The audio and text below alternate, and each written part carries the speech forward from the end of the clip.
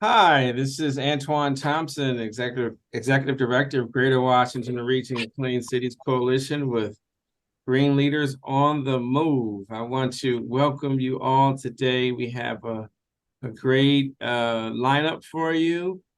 This month is Hispanic Heritage Month as well, so we have some even more special news for you as well. We are joined today by Luis MacDonald, President of AutoFlexFleet Incorporated. He's a GSA scheduled federal fleet contractor for over 25 years. He was incorporated in 1987.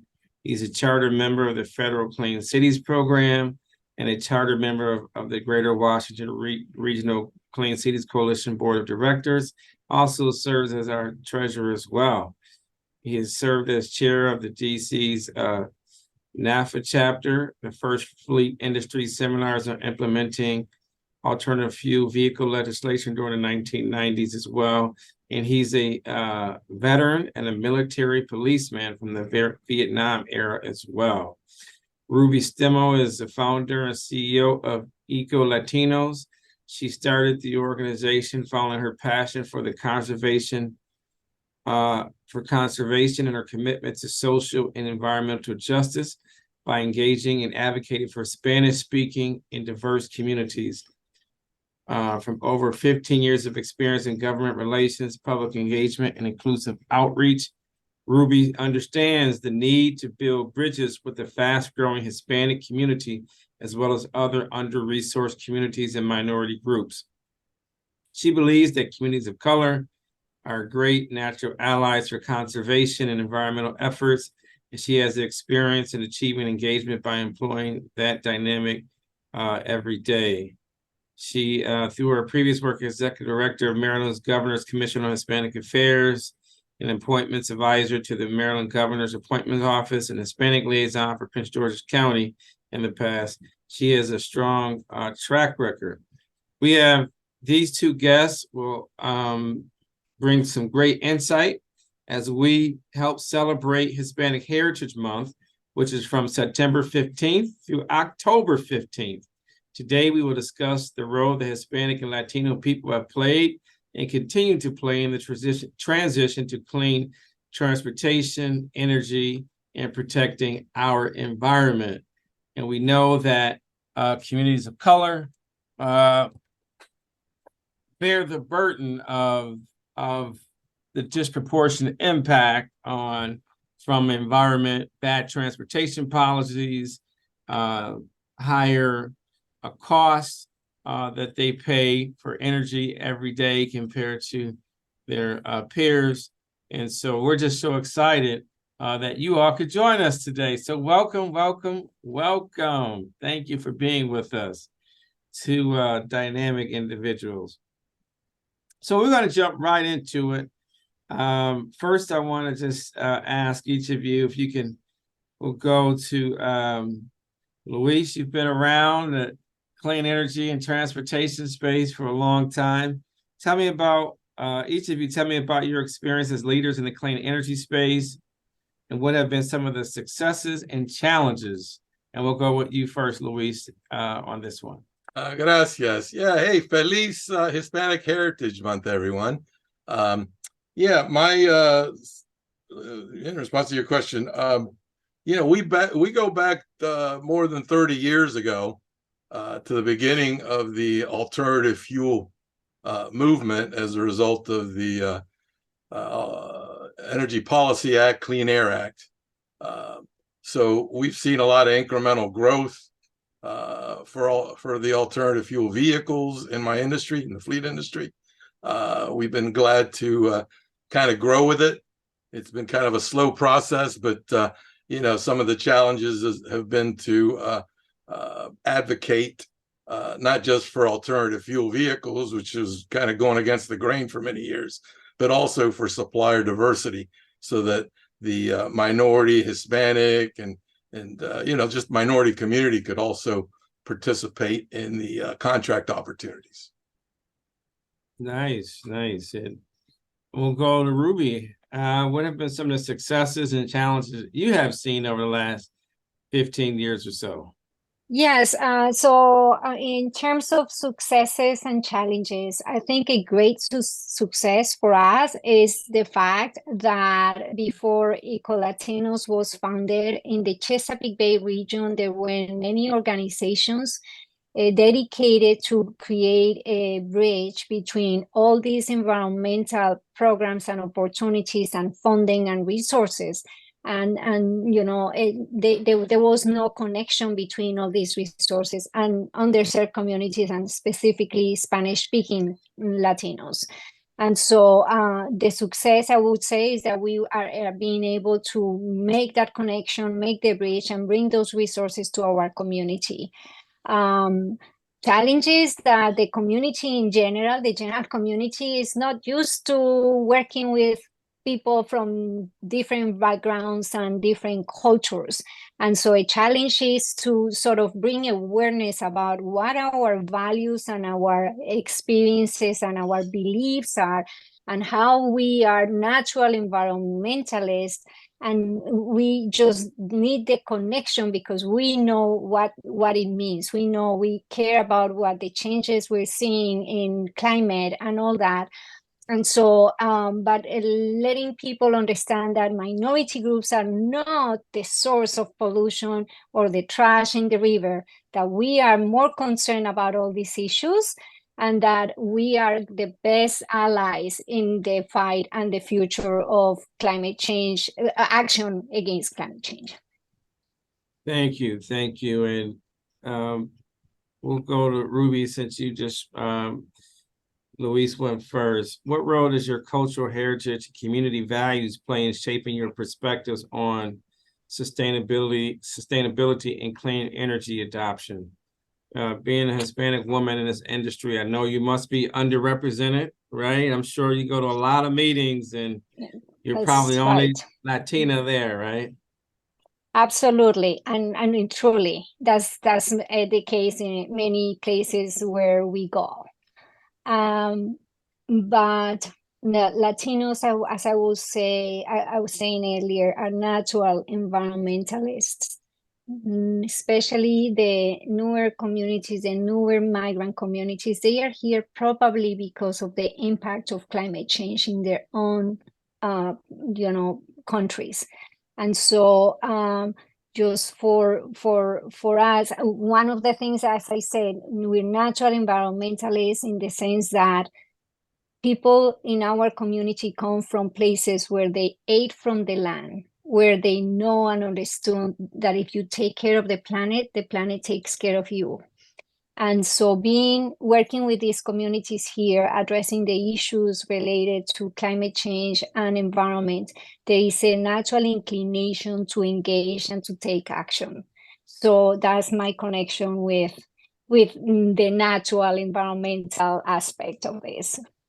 Amen. Luis, you want to chime on how I've been to a million meetings with you, and you're usually the only Hispanic or Latino male. What role does your heritage play in your success and some of the challenges and opportunities that you've seen? Well, I come from the land of the Incas, okay? And in Quechua language, Pachamama, right? Translation is Mother Earth, okay? And, La Madre Tierra. See, and so in our culture, okay, we consider ourselves stewards of the environment, okay? The air, for the water, it's very important to the Hispanic communities, right? And it's kind of in our DNA to be stewards.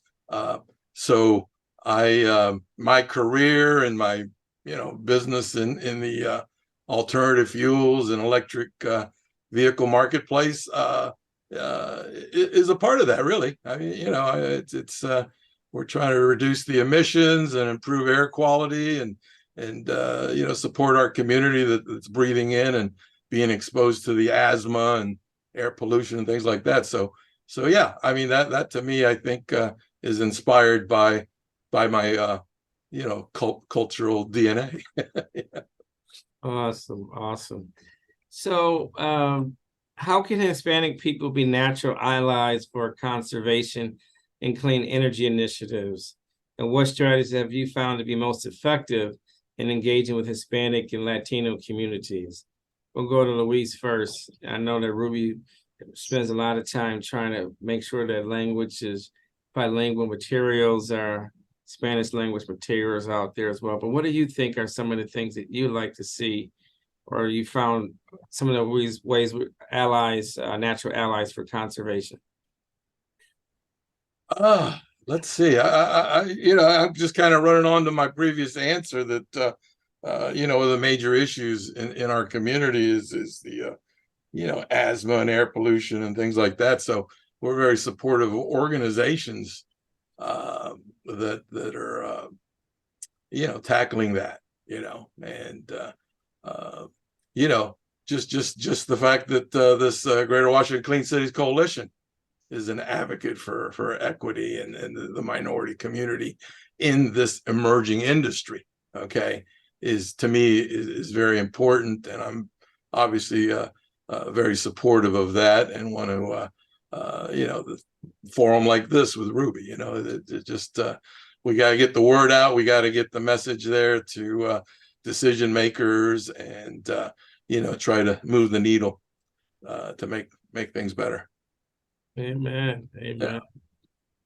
Antoine, I really want to clarify something. We don't translate. We don't take information and translate it for the fact of translating. We speak the language of our community, and we serve our community based on their values, their culture, their language, their legacy, and so our work is not about translating. Our work, I mean, if someone asked me to please translate this document to me, say, I can tell you who can do the translation. What we do is that we serve the community in their own terms. We design and adapt programs and opportunities for conservation by adapting, by taking from the programs themselves and putting them in a way that our community understand and care about. And I'm not talking about all Latinos. I'm talking about Spanish-speaking Latinos, which is the community we serve, because there are many Latinos that don't need this type of work. But the grassroots are the communities that are the ones that have a greater impact and suffer the consequences of the impact of all these environmental challenges that we're living in today. So our work is to bring these programs and allow them to be part of the environmental movement, the environmental activism in their own terms. And you'll see that maybe their own terms are better than the terms that have been designed and applied to us from years. Environmentalism wasn't about communities, but it was about science only. So yeah, I think that's our contribution to the movement. Thank you. I love it. I love it. I love it. You are more than just a translator. I got that. That's someone else. You get into the weeds and help lead the charge. Amen. So next I want to ask you, Ruby, about how can policymakers and industry leaders better engage and support Hispanic communities to ensure equitable access to clean energy technologies and benefits? How can policymakers, elected officials, what can they do to better engage and support Hispanic communities to make sure that Hispanic and Latino communities are not left behind? I would say that a little bit of lessons on, a little bit of learning on again, the culture and the values of the community would work. I don't think that the communities necessarily need a special way to work. I mean, to bring the message of we are all aware and we're seeing, the changes and the climate conditions that we're living in right now. I'm just trying to address the issue of clean energy and all this in terms of the Latino communities. There might be a little bit of work that needs to be done to raise awareness about the impact, but not just the impact, but the economic opportunities and the adoption of new technologies, raise awareness that these can actually affect the quality of life. So we'll go to Luis for the next one. What are some successful clean energy projects or innovations that you have been involved with that you're most proud of? I know one thing that you did years ago before EV charging was as popular as it is today with the U.S. Post Office. But let's putting chargers there. But what are some of the kind of highlights of clean energy projects, transportation projects you have been involved with, Luis, that you're proud of? You have a kind of top 2 or 3 that I'm proud of the post office opportunity that we were a subcontractor to the Ford Motor Company. They were awarded a contract for the first electric vehicles and charging stations, and I was brought in as the part of the subcontracting plan because I'm a Hispanic businessman, right? And so I was put in as the project coordinator, and we put in charging stations all over the state of California, okay, at post offices. And so, that was back in 1999, 2000. So, we're talking over 20 years ago. But one of the other areas, we are a fleet leasing company that we were the first and in a competitive bid to be awarded a contract that monetized available electric vehicle tax credits and reduced the cost of leasing to the federal government fleets. And that is an achievement that obviously we want to continue within the federal fleet and with other state and local fleets as well, because the electric vehicles are 2-3 times more expensive than the previous ICE vehicles, and so there's many benefits that we want to be able to add value for folks. But that said, policymakers, in the procurements moving forward, need to create meaningful opportunities for meaningful participation for the Hispanic and minority communities, for sure. So on that, I had a great meeting. Warner Sessions, who is very successful national lawyer, transportation advocate, is now in this space as well. And he and I met with GSA last week. That's for those of you who don't know that GSA they're the largest purchaser of goods and services on behalf of the federal government. They have responsibility of managing and purchasing over 500,000 vehicles for the federal government. And so one of the things that we shared with the regional manager for DC, Maryland, and Virginia was that the issue around Justice 40. And Luis, if you could just share, you said a little bit about making sure that Latinos and other minorities are included in these opportunities. But if there was one thing, if you had 1 minute to talk about Justice 40, what is it and why should Latino community leaders and business leaders be concerned about making sure that Justice 40 has teeth and that it's enforced? Well, Justice 40 is an initiative of the White House that came out as an executive order for federal agencies to be leaders in allowing the minority communities, right, to participate in the emerging industries, right? And so there are some goals that are being set for participation, but I don't believe that they've really touched on the government contracting areas. I don't think the contracting officers and the GSA leadership is implemented anything in that area as much as we'd like, okay? And tying it in specifically to the Justice 40, intent of that Justice 40 and the goals. There's obviously a need for you and Warner to have some more meetings over there. So, well, we're working on it, and GSA said that more is being done. They're yeah. going to have a summit with us in February. So stay tuned. We're going to have a summit at GSA on Justice 40. Fantastic. That's great news. So I didn't know if you were aware of that, but I wanted to share that with you during Hispanic Heritage Month, that your message of Justice 40 and GSA and other federal agencies, we did deliver that message loud and clear, and we're going to keep pushing hard. Gracias. Muchas gracias. So that'll happen in February 2020. I would say, Antoine, that the Justice 40 is a great opportunity, and there is a lot of funding right now to get these programs and these opportunities out for. But I think we need to make sure that there is accessibility to it.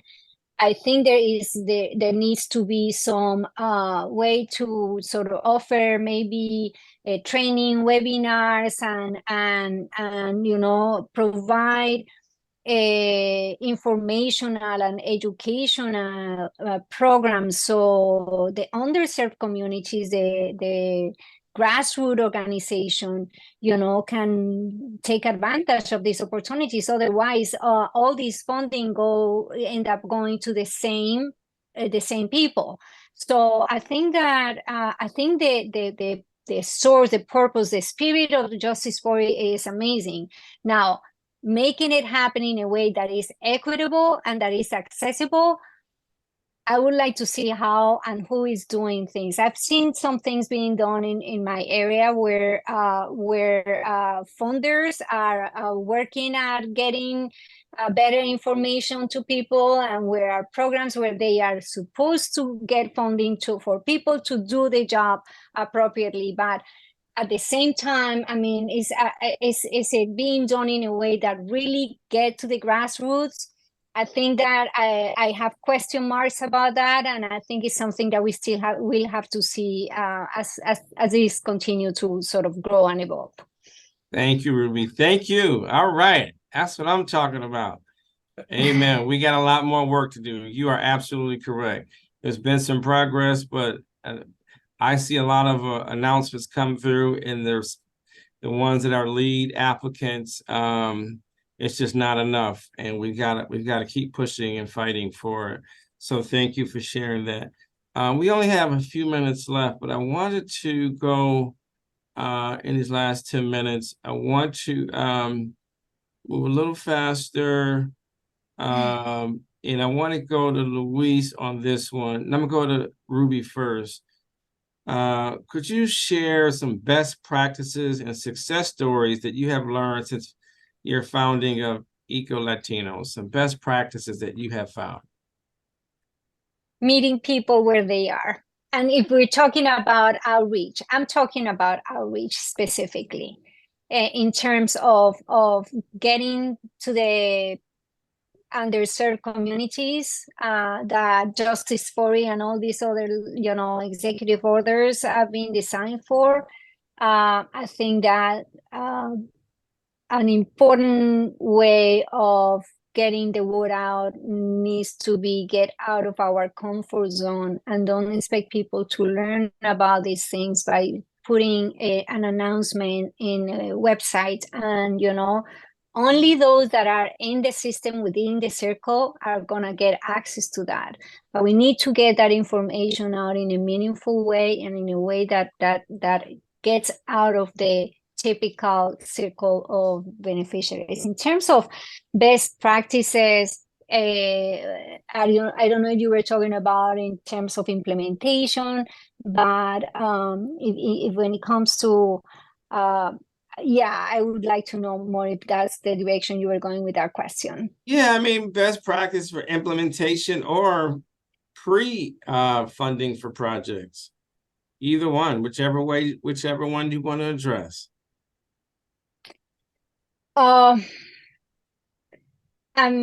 Yeah, I think I'm gonna let Luis go, and then I'll go back to that question. Is that okay? Sure, no problem. So, Luis, I have a question for you. As a AutoFlexFleet has been a GSA scheduled federal fleet contract holder for 25 plus years. How has your company contributed to the adoption of clean and sustainable transportation solutions with the federal government and behind? Obviously, you've been involved on a lot of projects, and what's been the impact? Well, I when I first entered the GSA arena, I went to one of those conferences, small business conferences, and I was asked, well, how many small businesses are in the GSA contracting area? And the people up on the panel gave me a big zero. So this was a number of years ago. So it was to me it meant, wow, plenty of opportunity here. So we are a small business, okay, small minority veteran-owned business. So early on, we realized that we wouldn't be able to compete in the high volume standard vehicle fleet area. We needed to be non-standard, the non-standard vehicles. And that's where the alternative fuel vehicles came in, okay? And alternative fuel vehicles was an area that we supported, advocated for, and started contracting in early, right? And, we feel that we've grown, okay? It's kind of a slow process, but it's grown. And now today, it's unprecedented, the funding that's now coming out for this marketplace to grow, and for for the minority community to participate, in the emerging marketplace. So I'm excited, very excited about that. Nice. Ruby, I want to just go back to you for the last question, and we'll take some closing comments. Could you tell us about some of the initiatives or projects that EcoLatino has been involved with to promote clean energy and sustainability? I know you are moving and shaking, doing a lot of great work. So share with us some of the good work you've been doing. Yes, thank you, Antoine. I really I have to be candid here. My area of expertise, or the most of the work we do, is not necessarily in clean energy. We are focused more in the climate change in general, but also in water. And so we have done one best practice I can say is partnerships. Partnering with organizations that have traditionally done the work, or partnering with organizations that have an expertise or have the technical expertise has been very helpful, because we're making sure that all these good programs are reaching our community, but just because we sort of translate it, but not literally, we translate them to the culture, we implement them again, as I said at the beginning, based on the priorities of the community. That to me is a best practice. Because you can offer any type of programs or any type of funding, but if they are not designed to serve the people that have not been traditionally in the system, they are not going to get to the people. So partnerships have been, an important thing. I am, that I've been trying to get into the clean energy field, and You're I'm just here waiting now, for that so opportunity. you're here now. You're part of the team, and we got some partnership dollars for you as well. So they just came in last week, and Luis is our treasurer. So Wow, congratulations. yeah, and so we're looking forward to doing a few events together with your office over the next year. I want to share something, and for example, the type of work that connects at the end, with all these things.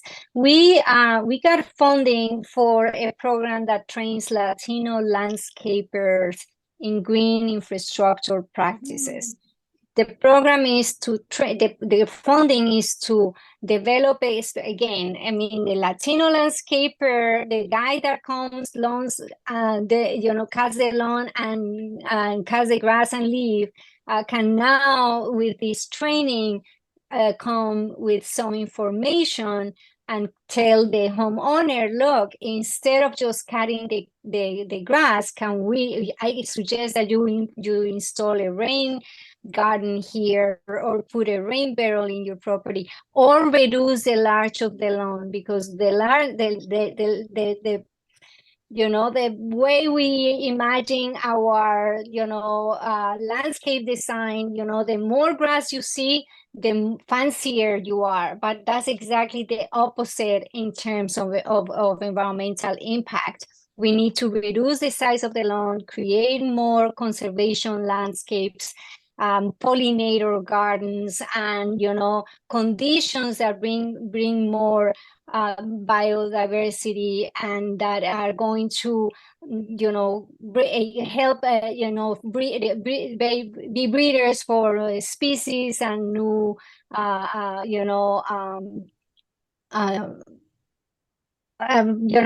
insects and butterflies and bees to thrive in the environment. And that is one way that, for us, if the landscaper gets the training and understands these things and can bring that message to the homeowner, I think that collectively we can have a very, very important impact in the environment in general.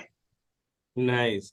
Well, we're out of time. I want to give each of you just 1 minute to say any closing comments. We'll go to Ruby, then we'll close with Luis, and I'll say a couple brief remarks. So Ruby? Yeah, no, we're looking forward to see how all these amazing fundings that come from the executive orders from the Biden administration are going to filter to our underserved communities. We're also looking forward to see how we're going to get electric vehicles in our community in particular.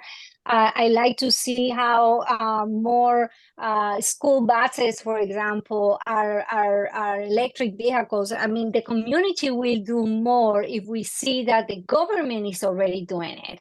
But if we are asking people to get electric vehicles, or to get electric vehicle charging stations in their neighborhoods when they cannot even afford an electric vehicle, right? So we have to create a culture, and that comes from government, for example, switching to electric, so people have the motivation to do it. It's not for people to make the change. If government doesn't have the interest and doesn't show that it's good for the entire country, or so how do we put that weight, that responsibility in the community? It has to work the other way around, and I hope to see that some changes, more action comes our way, so we can have a better or more successful work at bringing these opportunities to the community.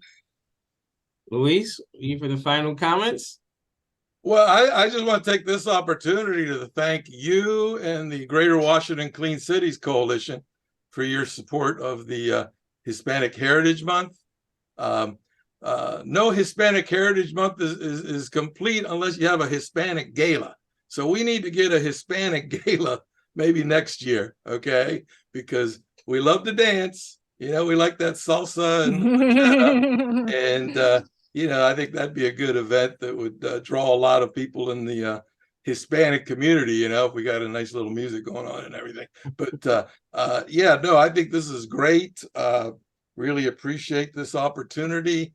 And I'm glad to meet you, Ruby, and look forward to getting I together. hope that we get to meet each other soon. I mean, in person if possible, and maybe, work together. Absolutely. Thank Ruby- you, Antoine, for introducing us. And Yes. Ruby will be at the conference, so she'll be Oh, at the good. conference. Oh, So good. you'll see her there. She'll be there. Great. That's super. So I want to thank you all for being here today. Again, this is Antoine Thompson, Executive Director of the Greater Washington Region Clean Cities Coalition. These are two truly leaders on the move that care about our environment. They care about the health, the wellness, the economic opportunities that come with a better environment. And we are in a better place because of their leadership, their passion, their commitment, and their dedication to environmental justice, environmental protection, clean energy, and clean transportation. And so without further ado, until next time, you too can become a green leader on the move. See you next time. Sí se puede. Sí se puede. Yeah. Thanks for listening to Green Leaders on the Move with Antoine Thompson. If you enjoyed this episode and you'd like to help support the podcast, please share it with others. Post about it on social media or leave a rating and review. To catch all the latest trends in clean energy and transportation from the Greater Washington Region Clean Cities Coalition, follow us on Facebook, Instagram, and Twitter at GWRCCC. Thanks again. See you next time.